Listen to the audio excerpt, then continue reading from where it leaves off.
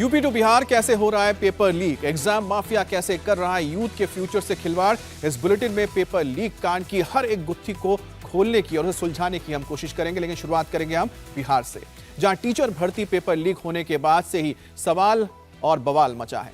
अब इस मामले में ईओयू की रिपोर्ट काम सामने आई है, जिससे चौंकाने वाले खुलासे हुए हैं। सॉल्वर गैंग ने पेपर की आंसर शीट के एवज में एक अभ्यर्थी से 10 लाख रुपए लिए हैं और कैंडिडेट्स को तैयारी के लिए झारखंड के हजारीबाग से ले जाया गया था। अब बड़ा सवाल यह है कि आखिरकार कौन है इसके पीछे और किस तरह से इसको अंजाम दिया जाता है।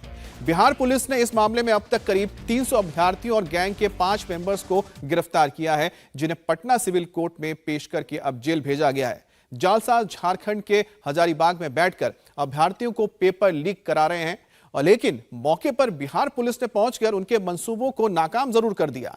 बिहार की आर्थिक अपराध यूनिट ने इस पूरे ऑपरेशन को अंजाम दिया है।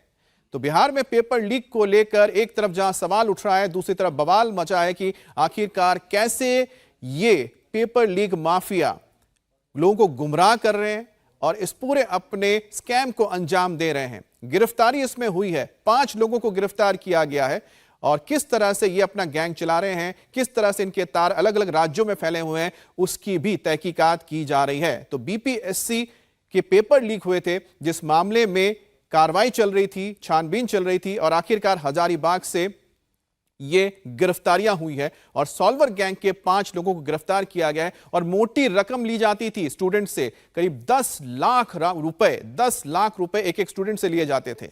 अब बिहार में लोक सेवा आयोग का यह पेपर लीक कैसे हुआ, इसकी पूरी टाइमलाइन भी हम आपको समझाते हैं।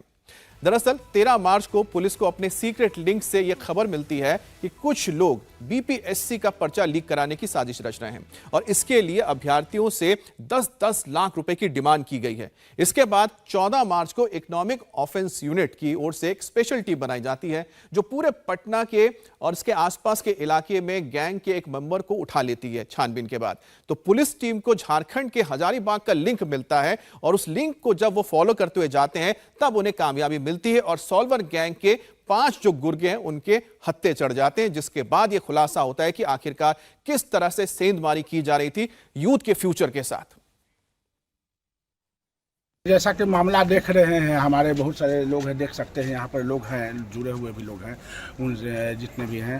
तो ये हजारीबाग में कल ही इन लोगों को अरेस्टिंग किया गया था। वहाँ से सुबह में ही पटना पुलिस ने यहाँ लाई थी। आरोप लगाया गया है कि दस्तावेज का मामला है, दस्तावेज लीक का मामला है, उसी से संदर्भ में है और आर्थिक अपराध इकाई 424 में इन लोग को, मुकदमा संख्या 424 में इन लोग को लाया गया है। और अब बात करते हैं उत्तर प्रदेश की, तो यहां भी पुलिस ने पेपर लीक केस को 1 महीने के अंदर ही सॉल्व कर दिया। बिहार में भी यूपी जैसा ही पेपर लीक का प्लान था, लेकिन पेपर लीक होने से ठीक पहले बड़ा एक्शन हुआ। सरकार बदलती है तो कैसे सिस्टम बदल जाता है, इस डिटेल रिपोर्ट में समझिए। राजस्थान में पेपर लीक का मास्टरमाइंड पकड़ा गया। यूपी पेपर लीक का केस सॉल्व होगी। बिहार के नकल माफिया शिकंजे में है। हर राज्य में पेपर लीक का पैटर्न और प्लानिंग करीब करीब एक जैसी थी। सरकार बदली, राज्यों की तस्वीर बदलने लगी। अब बिहार पुलिस ने एग्जाम से पहले ही पेपर लीक की साजिश को फेल कर दिया। यूपी हो या फिर बिहार, पेपर लीक गैंग की प्लानिंग सेम टू सेम है। यूपी में पेपर लीक के लिए छात्रों को फार्म हाउस होटल में बुलाया गया। ऐसा ही बिहार में हो रहा था। बिहार में एक बार फिर से पेपर लीक हो गया है। बिहार लोक सेवा आयोग की तरफ से आयोजित शिक्षक भर्ती परीक्षा का पेपर लीक हुआ है और आंसर शीट जो पहले ही सामने आ गया वो ये है। यहाँ देखिए, आपको आंसर शीट दिखाई दे रहा है और इसमें एक एक करके जो भी आंसर है वो जब बाद में उसका मिलान किया गया परीक्षा के बाद, वो हूबहू मिल गया। और एक नहीं, 2 नहीं, बल्कि ऐसे 300 छात्र हजारीबाग में पकड़े गए जिनके पास इस तरह की आंसर शीट थी। पेपर लीक माफिया ने जिस पैटर्न से यूपी पुलिस भर्ती परीक्षा के पेपर को लीक किया था, ठीक उसी तरह से बिहार में भी बीपीएससी के पेपर हाथ से लिखकर अभ्यर्थियों को दिए गए, ताकि पेपर लीक होने के बाद भी पुलिस माफियाओं को ट्रैक न कर सके। बीपीएससी शिक्षक भर्ती परीक्षा के एक एक सवाल का आंसर लिखकर दिए गए। आंसर सीट आप तक कैसे पहुंची? देखिए, हमें बहुत से लोगों ने फ़ोन करके बताया एग्ज़ाम से पहले 2 घंटा पहले कि आंसर जो है बहुत सारे लोग सेंटर पे पढ़ रहे हैं मोबाइल में, और ये तो बहुत लोग मोबाइल पे भेजना नहीं चाह रहे थे डर से। हमने एक आर्थिक अपराध इकाई का नंबर दिया कि आप भेज दीजिए। एक व्यक्ति ने हिम्मत किया, हमने उनको समझाया कि आपको डरना नहीं है, आप हमें भेजिए या आर्थिक अपराध इकाई को भेजिए। हमने आर्थिक अपराध इकाई का नंबर दिया उनको, मुजफ्फरपुर के हैं, उन्होंने आर्थिक अपराध इकाई को भेज दिया 1:24 पे। कैसे भेजा उन्होंने? व्हाट्सएप पे भेजा, उन्होंने भेजा था। कितने बजे उन्होंने भेजा? 1:24 और परीक्षा कितने बजे से शुरू? 2:30 बजे से परीक्षा थी। जब आंसर रट रहा है सेंटर पे अभ्यर्थी, 1:24 पे उसने भेजा। हमें तो पहले फोन किया था, थोड़ा 10 मिनट पहले। तो आप सोचिए कि जब क्वेश्चन जो लिया होगा पैसा देके आंसर रटा होगा तो उसको तो पहले मिला होगा। आंसर मैच कर गया है। ये आंसर आज हम पहले उसके मोबाइल में देखे जाके मुजफ्फरपुर, ये आंसर उसके मोबाइल में था और उसके बाद मिल भी गया। ये ओरिजिनल क्वेश्चन तो बाहर आ जाता है, सबको दिया जाता है बीपीएससी में, तो मिल गया आंसर। बिहार में सरकार बदलने के बाद से ही नकल माफिया सतर्क थे और इसीलिए छात्रों को आंसर सीट बिहार में नहीं दी गई, बल्कि पटना से 230 किलोमीटर दूर हजारीबाग में दी गई। तारीख 15 मार्च, जगह झारखंड का हजारीबाग, लेकिन रेड बिहार पुलिस ने मारी है। आरोप है शुक्रवार को बीपीएससी की परीक्षा का पेपर लीक करने का। छात्रों को इसी कोहिनूर बैंक्वेट हॉल में रोका गया था। उन्हें क्वेश्चन के साथ आंसर का रट्टा करवाया जा रहा था ताकि बीपीएससी की परीक्षा में बैठते ही इनकी नौकरी पक्की हो जाए। लेकिन बिहार में सरकार बदलते ही सिस्टम के काम करने का तौर तरीका बदल गया। आरोपी सेंटर तक पहुंचते उससे पहले ही Bihar police Kohinoor banquet hall पहुंच गई। देखिए, बिहार की आर्थिक अपराध शाखा पटना की टीम थी। उनको कुछ ऐसा सूचना मिला था कि बीपीएससी का आज जो एग्ज़ाम होने वाला है उसका पेपर लीक है और कुछ लड़के विद्यार्थी जो है हजारीबाग में जाके वहाँ से पेपर ओपर का कुछ ये कर रहे हैं, तैयारी वारी कर रहे हैं। 300 तो पकड़े गए हजारीबाग में। इसी तरह से बिहार के पटना में और जिले में भी, हर जिले में स्कॉर्पियो और भी गाड़ी से बैठा बैठा के अलग जगह पे ले जाके, होटल में, मैरिज हॉल में ले जाके रटवाया गया आंसर क्वेश्चन, और वो मिला भी है। और रंजीत नाम का कोई व्यक्ति है बीपीएससी ऑफिस के अंदर, रंजीत, पता नहीं बिहार में कितने इस तरह के और भी रंजीत है, पहले भी नाम आ चुका है। तो ये रंजीत नाम का व्यक्ति है और ये धांधली सेटिंग में संलिप्त रहता है। 67वीं बीपीएससी में भी जब पेपर लीक हमने उजागर किया, उस समय बहुत सारे लोगों ने हमें बताया था कि रंजीत नाम का जो व्यक्ति है बीपीएससी ऑफिस के अंदर, पता नहीं अधिकारी है कर्मचारी, मुझे नहीं पता, ये जेडी वुमेन्स कॉलेज के आसपास रहता है, शास्त्री नगर में। इससे 12 लाख में डील हुआ है और 4 लाख 3.5 लाख पहले लिया गया है। और पैसा जब दे दिया तो उसको आंसर रटवाया गया, ओरिजिनल डॉक्यूमेंट्स रख लिया गया। जब एग्जाम में वो मिल गया क्वेश्चन तो बाहर आके वो पैसा देगा तब ये डॉक्यूमेंट्स देगा। जब वो पैसा देगा 10 लाख पूरा करेगा तब उसका ओरिजिनल डॉक्यूमेंट्स वापस करेगा। ठीक इसी पैटर्न से यूपी कांस्टेबल भर्ती परीक्षा में भी छात्रों को पेपर बेचा गया था।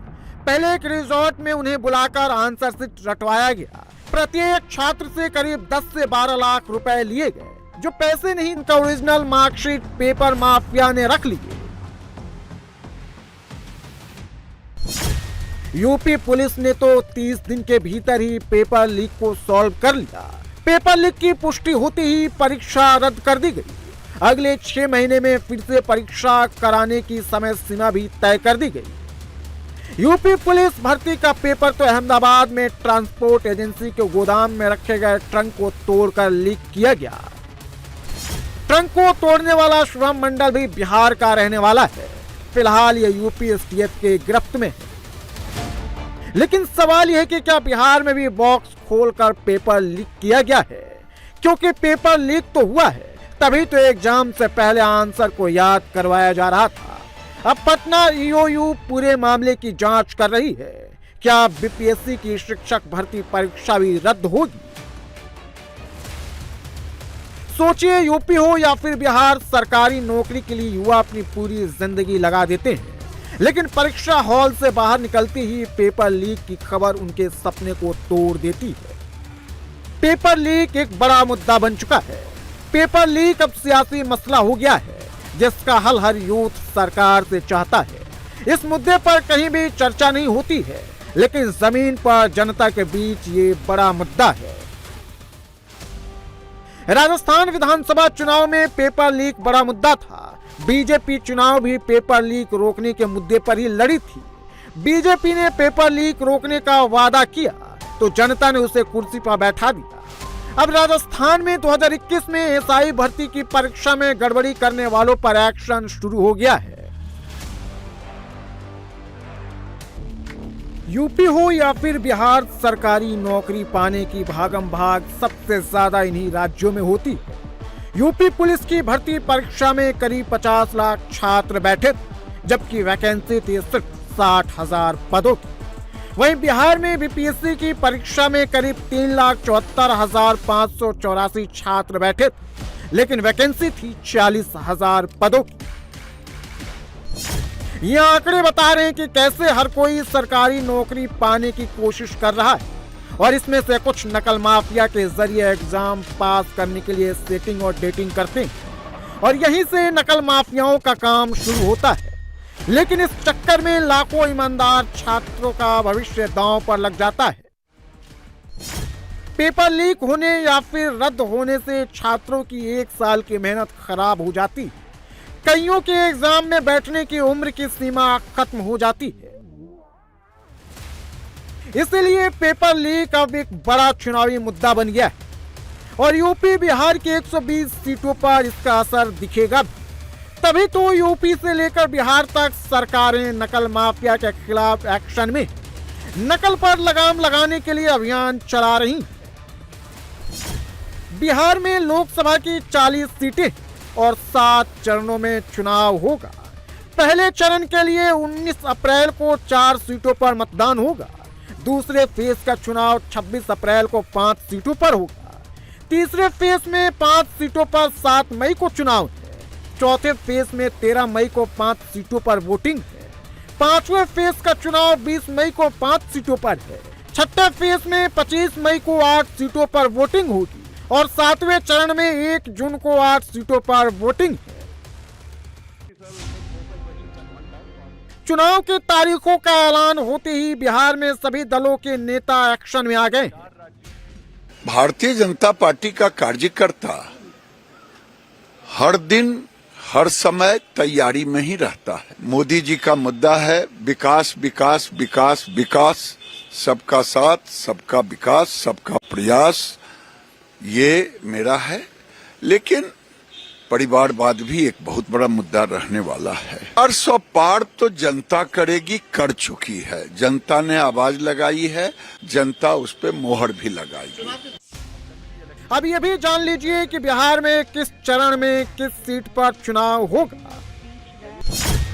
पहले चरण में औरंगाबाद, गया, नवादा और जमुई में वोटिंग होगी। दूसरे चरण में किशनगंज, कटिहार, पूर्णिया, भागलपुर और बांका सीट पर मतदान है। तीसरे चरण में झंझारपुर, सुपौल, अररिया, मधेपुरा और खगड़िया में वोटिंग। चौथे चरण में दरभंगा, उजियारपुर, समस्तीपुर, बेगूसराय और मुंगेर सीट पर मतदान होगा। पांचवें चरण में सीतामढ़ी, मधुबनी, मुजफ्फरपुर, सारण और हाजीपुर सीट पर चुनाव है।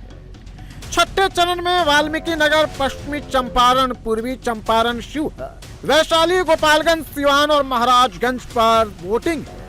सातवें चरण में नालंदा, पटना साहिब, पाटलिपुत्र, आरा, बक्सर, सासाराम, काराकट और जहानाबाद सीट पर वोटिंग होगी।